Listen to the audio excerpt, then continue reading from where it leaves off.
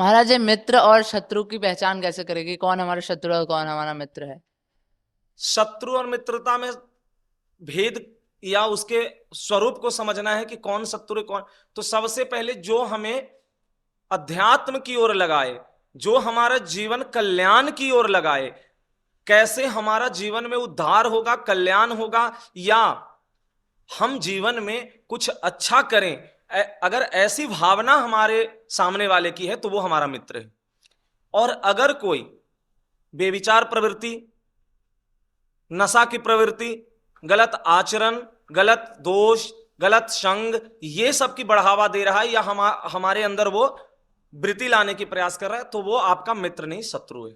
आपका मित्र वही है जो अध्यात्म, सबसे पहले तो कि जो अध्यात्म को पुष्ट करे, अध्यात्म की ओर लगाए, वही मित्र है, वही हितैषी है।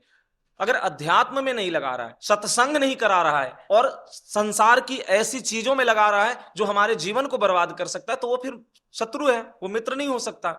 और मित्र अगर कड़वा भी है और अध्यात्म की ओर लेकर के जा रहा है, तो वो सच्चा मित्र वही है, वही सच्चा मित्र है। इसको बहुत आसानी से आप समझ सकते हैं।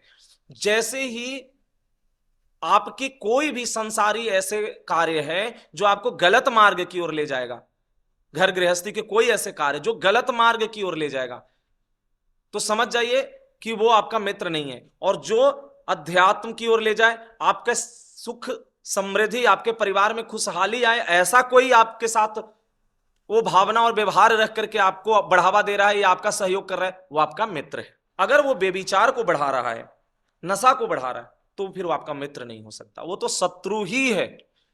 जैसे कई बार ऐसे हमने देखा है कि लोग आते हैं, कहते हैं, जैसे बच्चों के, खास करके आजकल बच्चों का जो संग होता है, तो बच्चों संग से ही बिगड़ते हैं ज्यादातर। अब एक बच्चे ने दूसरे बच्चे को मोबाइल में कुछ गलत चीज दिखाया, धीरे धीरे उसकी आदत बन जाती है, वो बेविचार प्रवृत्ति में उतर जाता है। उसके हाथ में सिगरेट पकड़ा देता है, उसके हाथ में कोई नशा करा दिया, उसके हाथ में शराब पकड़ा दिया। अब वो ऐसे करके वो धीरे धीरे उसकी आदत बन जाती है और वो उसी मार्ग पर चल जाता है।